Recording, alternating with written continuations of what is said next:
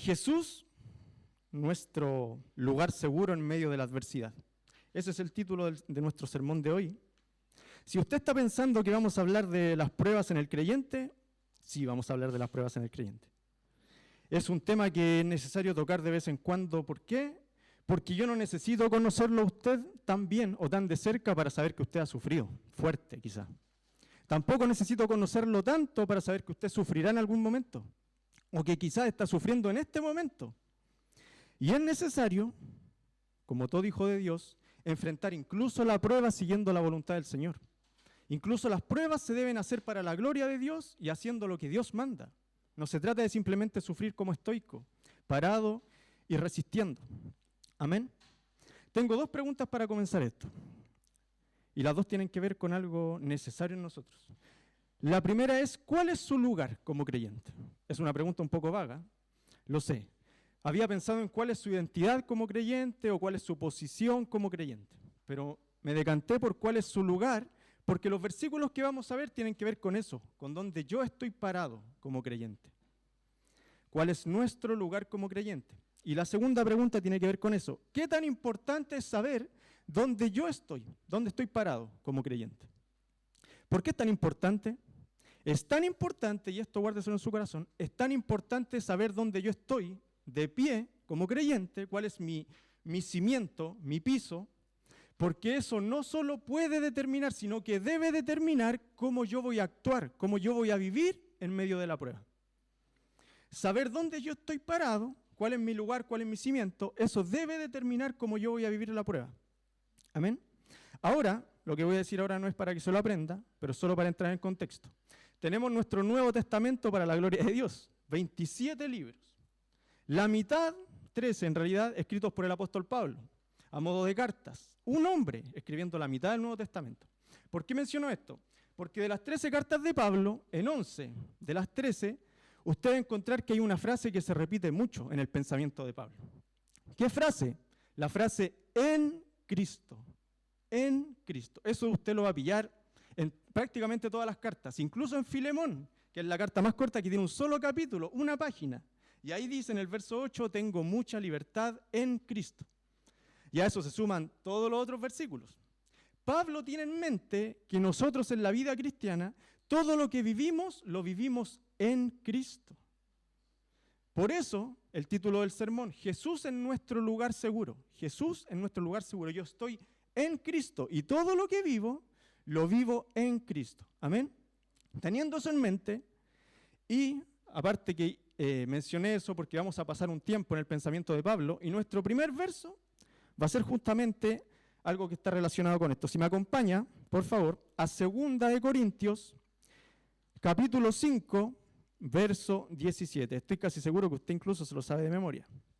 2 de Corintios, capítulo 5, verso 17. Como le dije, está saturado de esta frase en Cristo en el pensamiento de Pablo, pero escogí esto por un motivo, porque aquí Pablo pareciera profundizar en lo que quiere decir en Cristo. Dice, de modo que si alguno está en Cristo, nueva criatura es. Lo que nos dice aquí el apóstol Pablo, que estar en Cristo es sinónimo de ser nueva criatura. Lo más importante en este versículo no es que usted sea nueva criatura. Lo más importante es que usted está en Cristo. Eso es lo más importante. Siempre lo más importante es que usted como creyente está en Cristo. Si alguno está en Cristo, volvemos al texto, nueva criatura es. Esa nueva criatura tiene una relación estrecha con su nuevo nacimiento. Está hablando de que usted es nueva criatura. Ya ha nacido de nuevo. Y si usted nació de nuevo, está en Cristo. Usted recordará las palabras de Jesús cuando conversaba con Nicodemo ahí en Juan 3. De cierto te digo, ¿qué cosa? Que si no nacieres de agua y del Espíritu, no puedes entrar en el reino de Dios. A eso hace referencia la nueva criatura.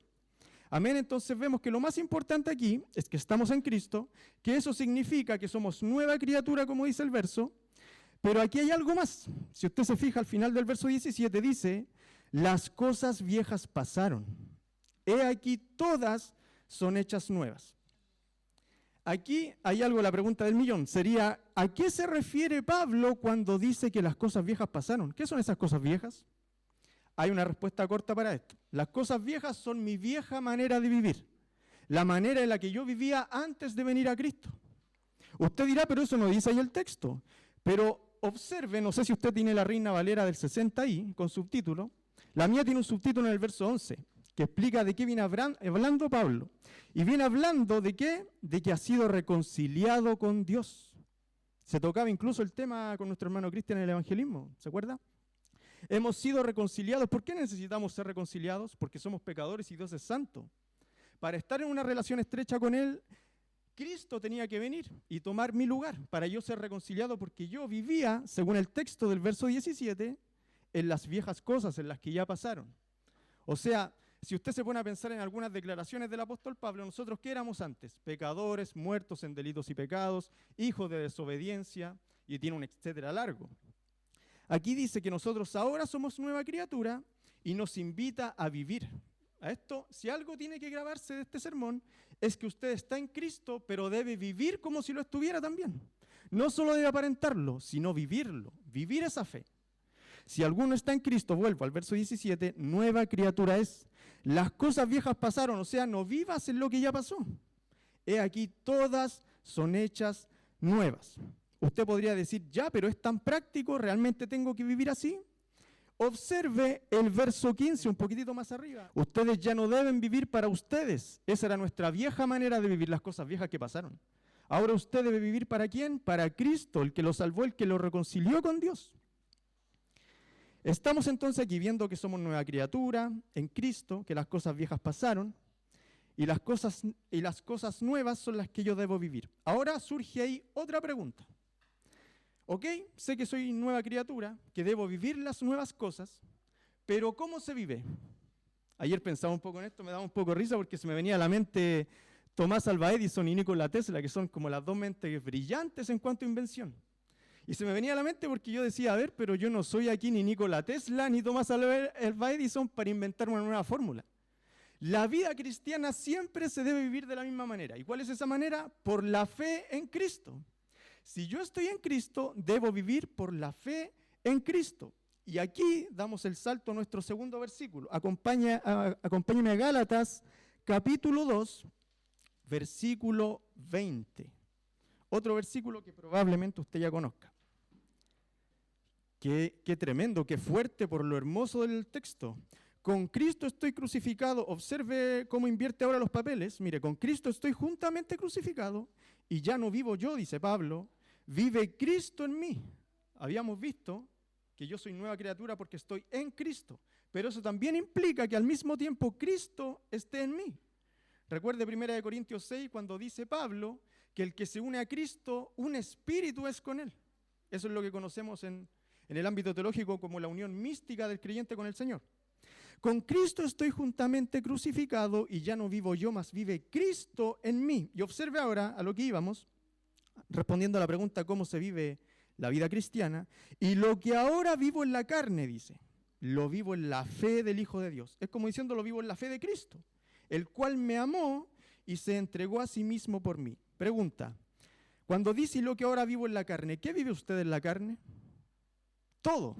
Todo lo que usted experimenta cada día debe ser vivido en la fe del Hijo de Dios. Todo, todo. No hay nada que usted deba vivir fuera de la fe. Siempre usted debe vivir en la fe. ¿Por qué? Primer texto, porque usted está en Cristo. Todo su alrededor es Cristo. Usted debería estar saturado de Cristo, de hecho. Pero hay algo interesante aquí en este texto, en el verso 20. ¿Por qué Pablo aquí diría eso? Si se da cuenta, anterior a esto, en el contexto, Pablo le está recordando a la iglesia de Galacia que tuvo que reprender a Pedro. ¿Por qué? ¿Sabe por qué? Porque estaba viviendo inconsecuentemente a su fe, que es lo que estamos hablando. Leía un comentarista que decía que Pedro es un apóstol de la gracia, pero aquí se comportó como si no lo fuera. Está en Cristo, pero vivo, mi práctica es fuera de Cristo. No puede vivir una contradicción así. Observe desde el verso 11 en adelante, ahí me sigue.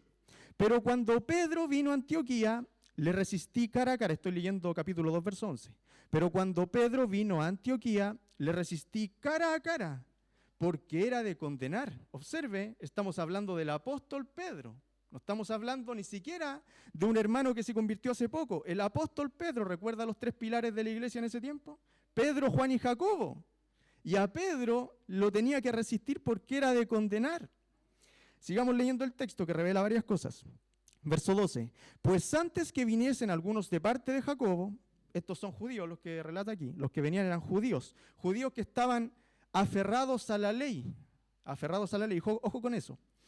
Comía con los gentiles, o sea, Pedro tenía comunión con los gentiles porque había entendido que a la luz de Cristo y a los gentiles no son inmundos, mantenga eso en mente. Pero después que vinieron, se retraía y se apartaba. Observe lo que viene aquí. Recuerde que estamos todo esto viéndolo desde el ámbito de la adversidad, de la prueba. Dice, pero después que vinieron, se retraía y se apartaba, y mire lo que dice al final del verso 12. ¿Por qué? Porque tenía miedo de los de la circuncisión. Aquí está hablando, tenía miedo de los judíos. Cuando a usted se le presenta una prueba, yo no sé si usted está sufriendo ahora o está saliendo de alguna prueba, la prueba puede nublarlo, porque la prueba genera emociones en uno. A veces la prueba es tan palpable, tan tangible, que provoca emociones en usted y las emociones lo dominan. Observe que Pedro es un apóstol de la gracia, pilar de la iglesia. Y Pedro, por el miedo, usted podría aquí mencionar varias cosas, pero a mí me gustaría mencionar la presión del grupo. Pedro está compartiendo con gentiles en el contexto. Y llegan judíos de parte de Jacobo. Algunos dicen que aquí Jacobo no compartía la postura de estos judíos. Eran judíos que estaban abrazando las leyes ceremoniales, las antiguas leyes que se habían dejado. Y Pedro, como dice el verso 12, por temor, decide empezar a comportarse de nuevo como judío. Usted dirá, ya, pero sí, quizás no fue tan grave. Era tan grave a los ojos de Pablo, ¿sabe por qué? Porque Pedro, al reaccionar por el temor, estaba pasando a llevar una de las doctrinas quizás la más importante de la fe cristiana. ¿Cuál es? La justificación solo por la fe. Cuando se pasa a llevar una doctrina tan importante, era realmente de condenar. Si usted sigue leyendo, se va a dar cuenta que Pedro no solo cayó él. Se dice que era hipócrita y que por la hipocresía de él cayeron muchos judíos que se habían convertido al cristianismo, incluso Bernabé, que era otro varón de Dios. Sigamos leyendo verso 13. Y en su simulación, está hablando de Pedro, participaban también los otros judíos. ¿Quiénes son esos otros judíos? Aquellos judíos que se habían convertido al cristianismo. De tal manera que aún Bernabé, otro varón de Dios, fue también arrastrado. ¿Por qué? Por la hipocresía de ellos. Ellos estaban en una fe y vivían en este momento como si no estuvieran en esa fe. Estaban en Cristo y vivían como si no estuvieran en Cristo. A eso quiero ir. Debemos tener la fe de que estamos en el Señor, pero vivirlo.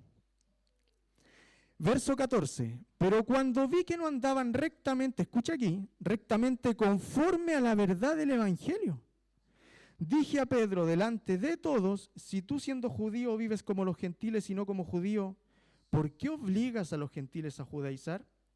Y después comienza Pablo a tener que sobreedificar las bases de la justificación por la sola fe. Observe verso 15 en adelante. Nosotros, judíos de nacimiento y no pecadores de entre los gentiles, y aquí comienza. Sabiendo que el hombre no es justificado por las obras de la ley, comienza de nuevo a Pedro, hermanos, al apóstol de Cristo. Es justificado, el hombre no es justificado por las obras de la ley, sino por la fe de Jesucristo. Nosotros también, y sigue redundando, nosotros también hemos creído en Jesucristo para ser justificados por la fe de Cristo, y no por las obras de la ley, y aquí concluye, por cuanto por las obras de la ley nadie será justificado. Pedro, estás en Cristo, vives por la fe, quédate ahí. No salgas y empieces a vivir por obras si dices que vives por la fe. Si profesas a Cristo, vive en Cristo. No vivas fuera de Cristo.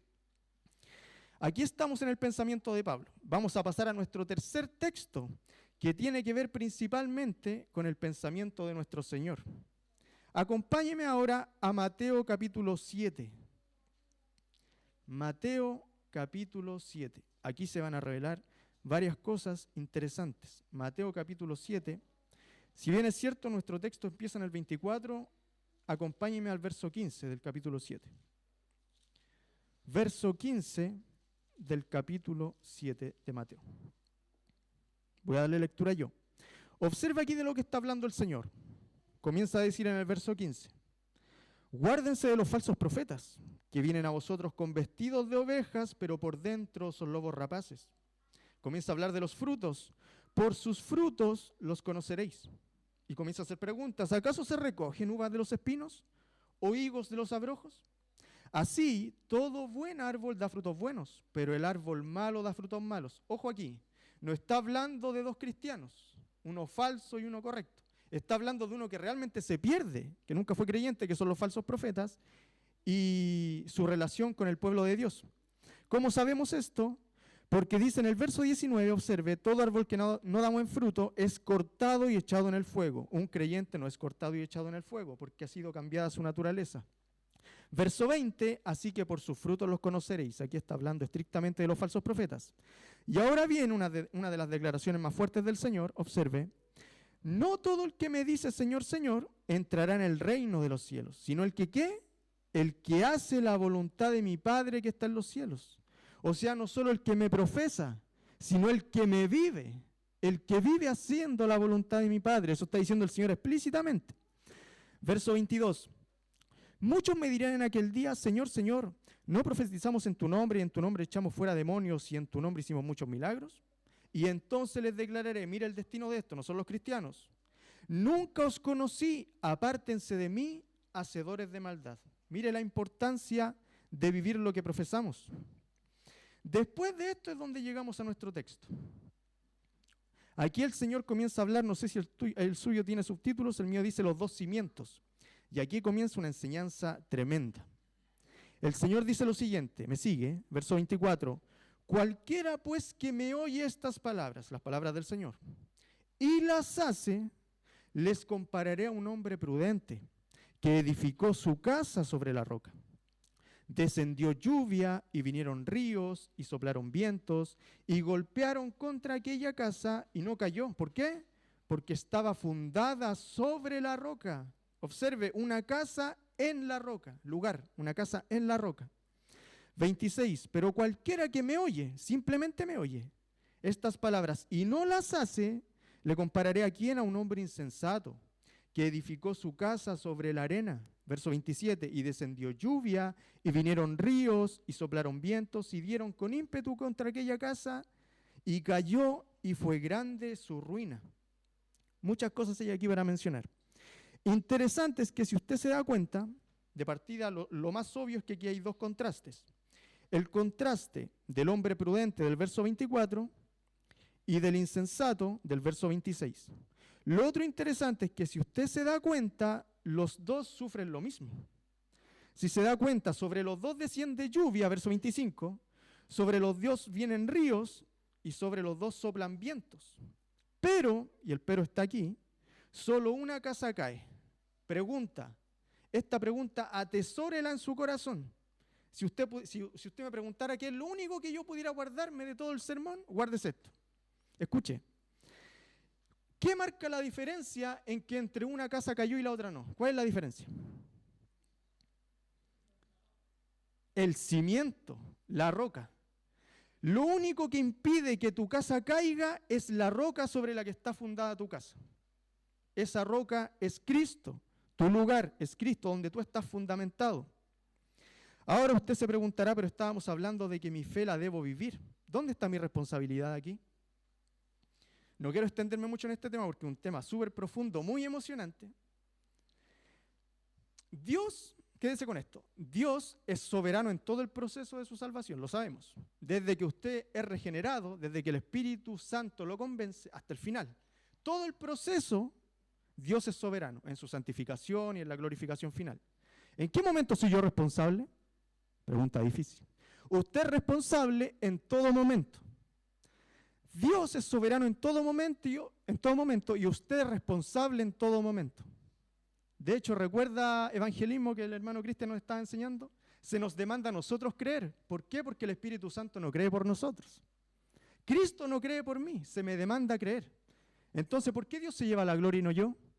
Porque como nos decía nuestro hermano, tanto la fe como el arrepentimiento son por gracia dados a nosotros. Él nos escoge y decide, en ti pongo esto. Por lo tanto, como preguntaría el apóstol Pablo, ¿dónde queda la jactancia? En ninguna parte queda la jactancia. Entonces tenemos dos personas. ¿Dónde está, vuelvo a la pregunta, dónde está mi responsabilidad aquí entonces? Si usted se fija, su responsabilidad en esta enseñanza del Señor sobre los dos cimientos está en el proceso de edificación de la casa. Si usted se fija en el verso 24, se describe al prudente. ¿Y por qué el Señor dice que es prudente? Verso 24, porque oye las palabras de Jesús y las hace. Usted es responsable, debe ser diligente incluso. Y el verso 26 describe al insensato. ¿Y por qué es insensato? Porque oye simplemente y no lo practica. Recuerdo, me voy a salir un poco del tema, pero no del concepto, de nuestra responsabilidad. Recuerdo que fue hace como 3 años, yo creo, 2 años, que leí un libro, que es un tremendo libro, cortito pero muy entendible, lo puede leer cualquiera, recomendado totalmente, El secreto de la vida cristiana. El autor es J.C. Ryle, tremendo hombre de Dios también. Él habla sobre varios aspectos de la vida cristiana. Y dentro de esos aspectos, él toca el tema de la seguridad de la salvación. No sé si usted ha escuchado esa doctrina, pero esa doctrina tiene que ver con que usted en este mundo, ahora incluso, si usted persevera y busca al Señor, usted puede llegar a un convencimiento casi absoluto de que usted ha sido salvo por el mérito de Cristo. Pero hay otros que dudan durante su vida.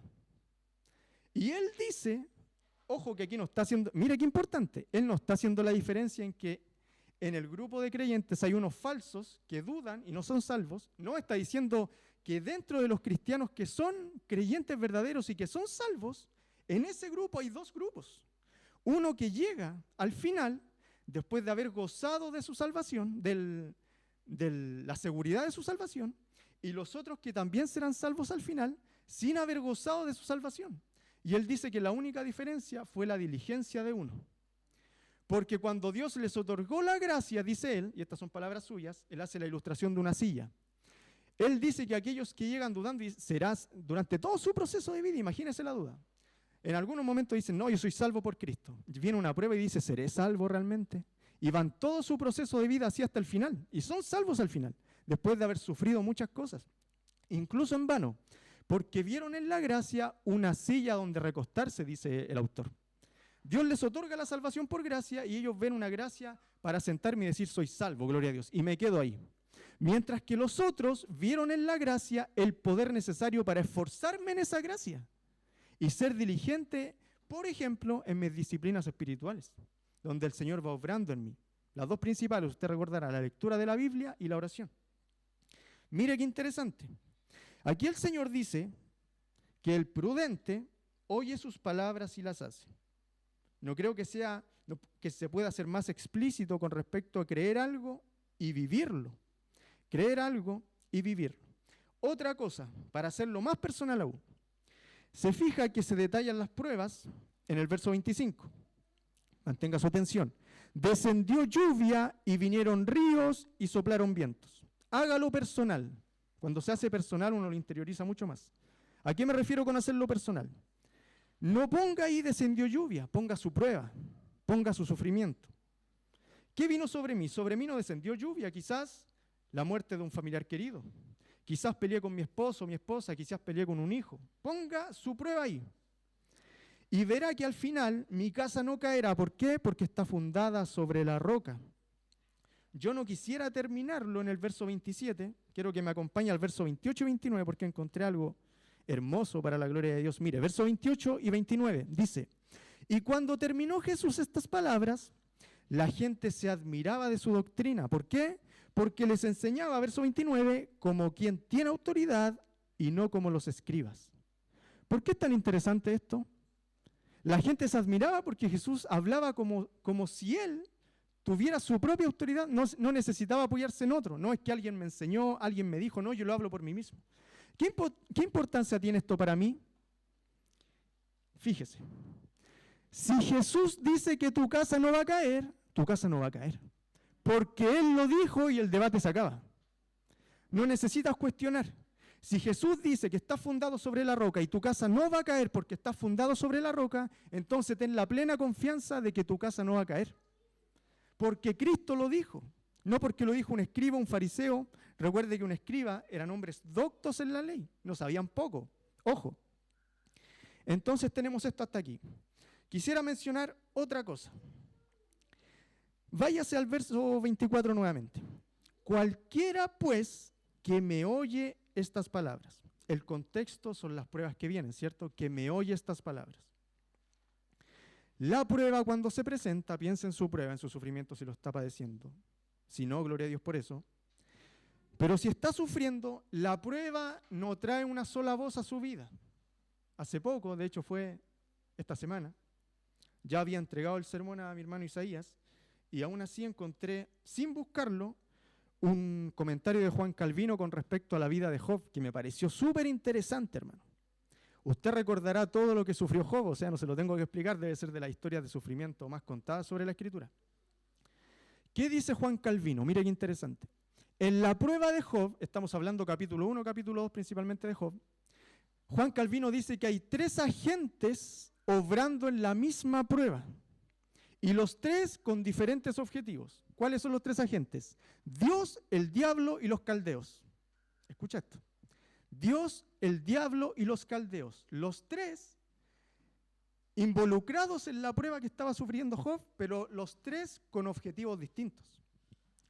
¿Qué quería Dios? Dice Calvino. Dios quería que su siervo perseverara en paciencia, fuera perfeccionado en la paciencia.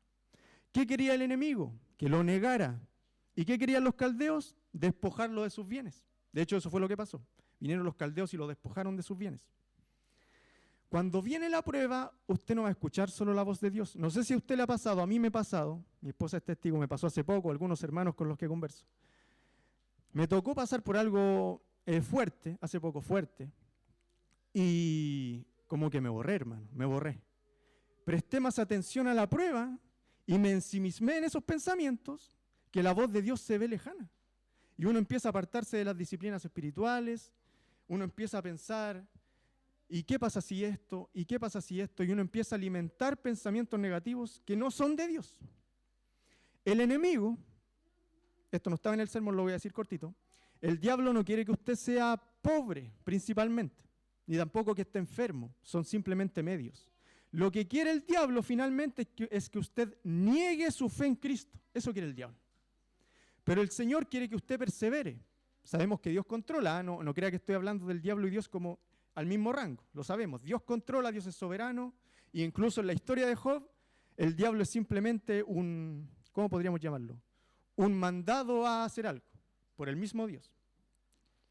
Pero la prueba llega y vas a escuchar muchas voces. Probablemente, y aquí a modo personal lo digo, una de las declaraciones o de las sugerencias más diabólicas que yo he leído en la Escritura viene precisamente de la mujer de Job hacia Job. ¿Usted se acuerda lo que le dijo su esposa cuando Job lo había perdido todo? Lo miró y le dijo, ¿todavía mantienes tu integridad? Maldice a Dios y muérete. Eso le dijo su propia esposa. Maldice a Dios y muérete. ¿Cuál fue la respuesta de Job? Es emocionante, hermano. Pero Job le dice, ¿acaso voy a recibir solamente los bienes y no voy a recibir los males?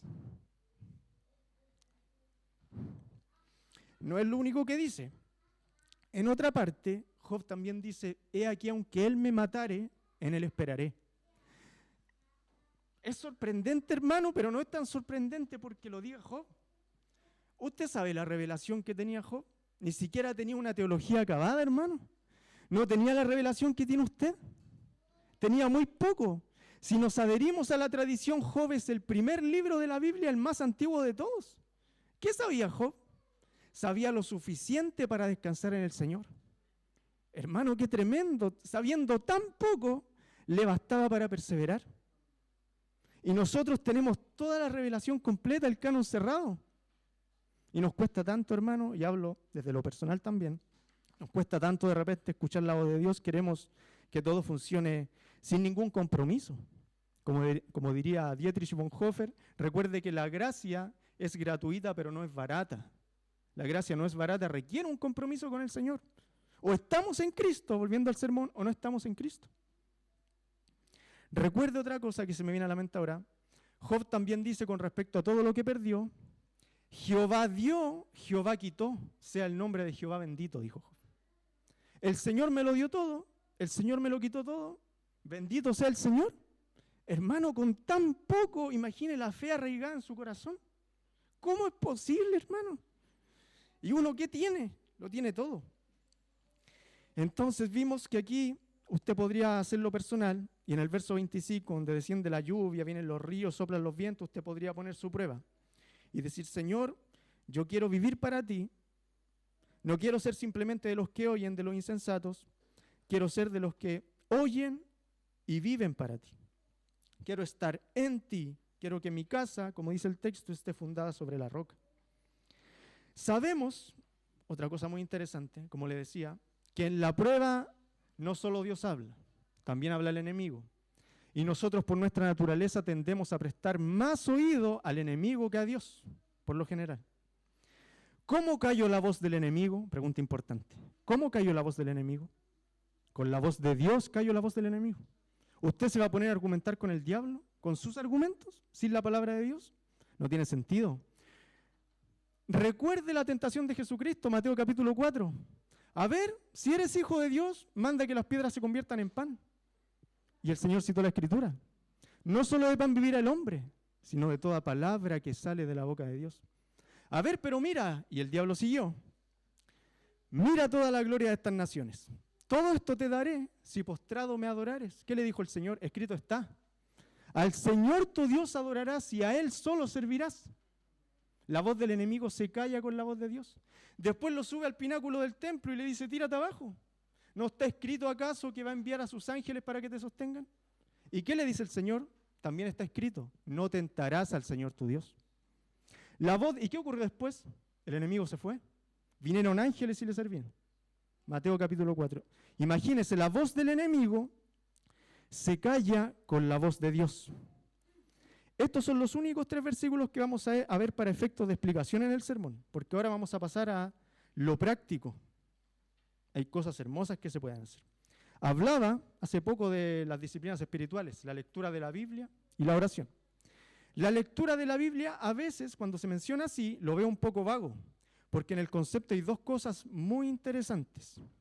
La lectura bíblica, dentro de la lectura, está adosado, apegado a la lectura bíblica, la meditación de la palabra y su recitación, o sea, hablarla yo en voz alta.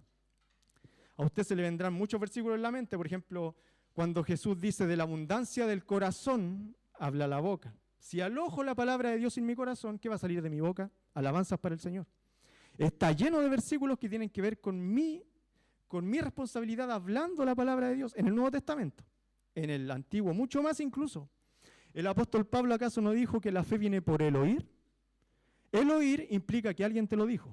El mensaje alguien te lo predicó. De hecho, usted está aquí porque alguien le predicó el mensaje. Ha hablado y usted lo creyó.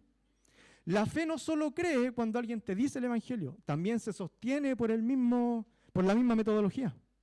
Si tengo la palabra de Dios y la leo constantemente en voz alta, meditando, ya voy a ir a ese tema, no hay nada más saludable para una mente que está enfrentando la prueba que alojar la palabra de Dios en su mente. No hay nada más saludable que eso.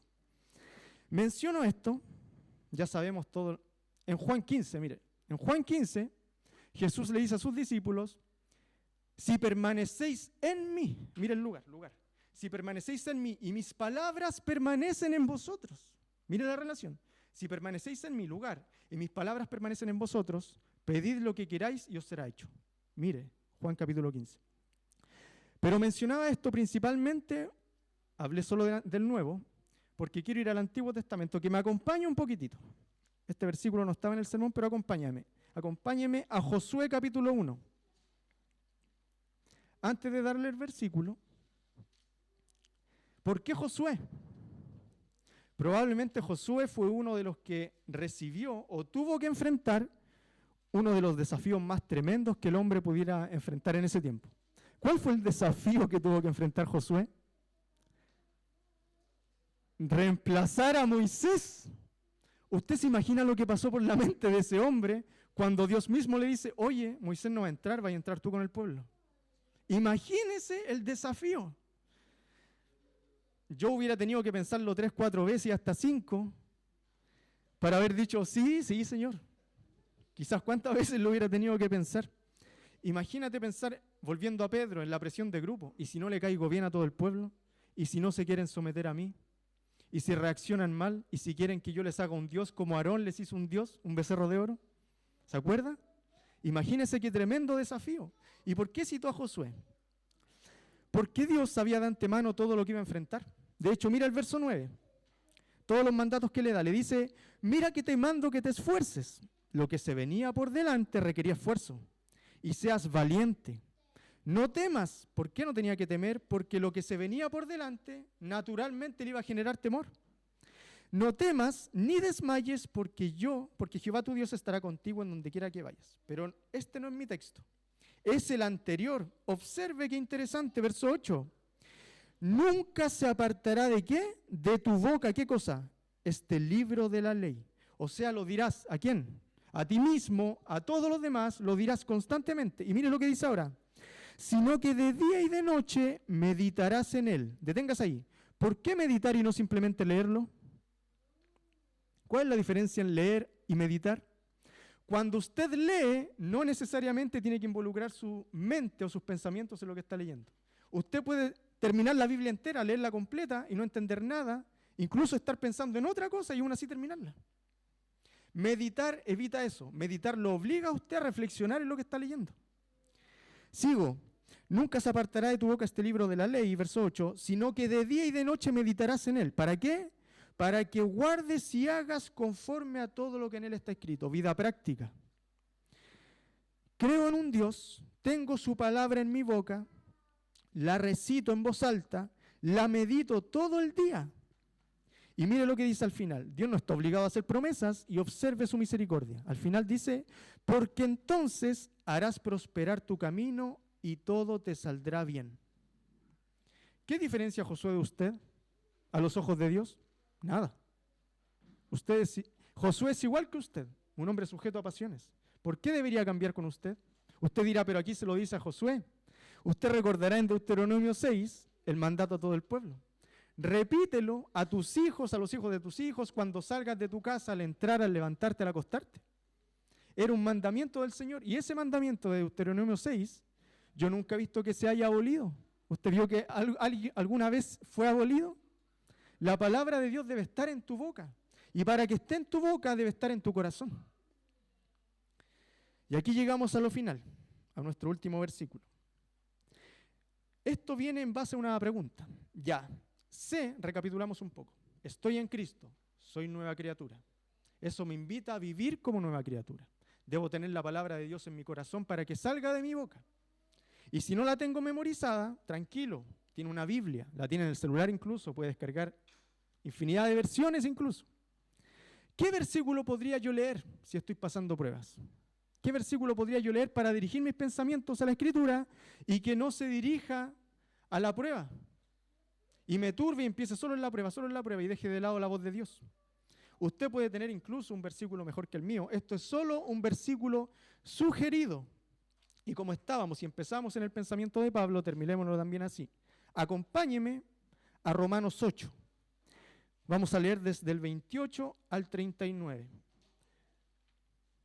Desde el 28 al 39. Con esto termino. Desde el 28 al 39.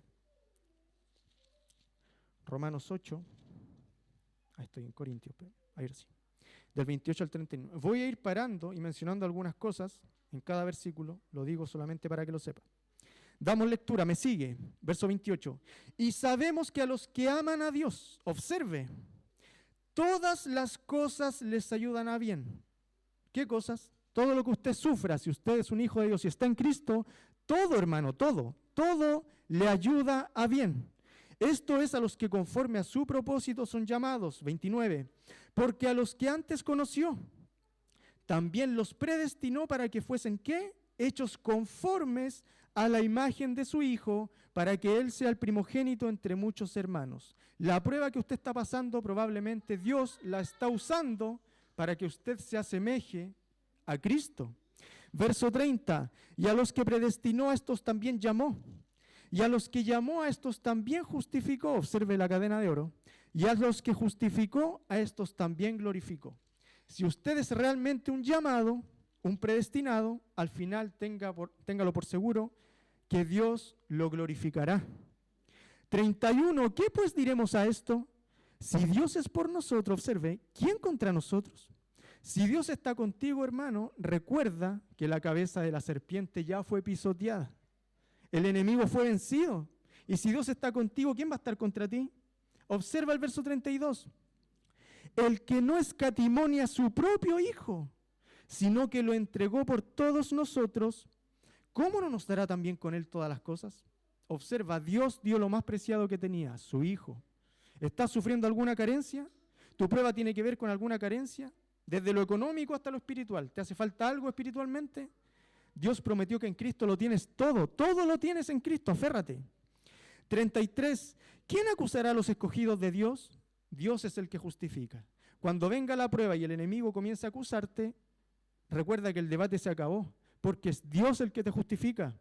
34. ¿Quién es el que condenará? Cristo es el que murió, más aún el que también resucitó, el que además está a la diestra de Dios, el que también intercede por nosotros.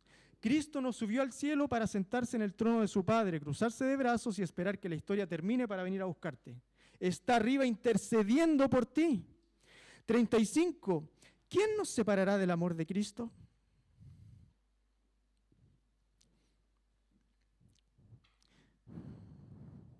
¿Tribulación o angustia o persecución o hambre o desnudez o peligro o espada? Ponele tu prueba ahí.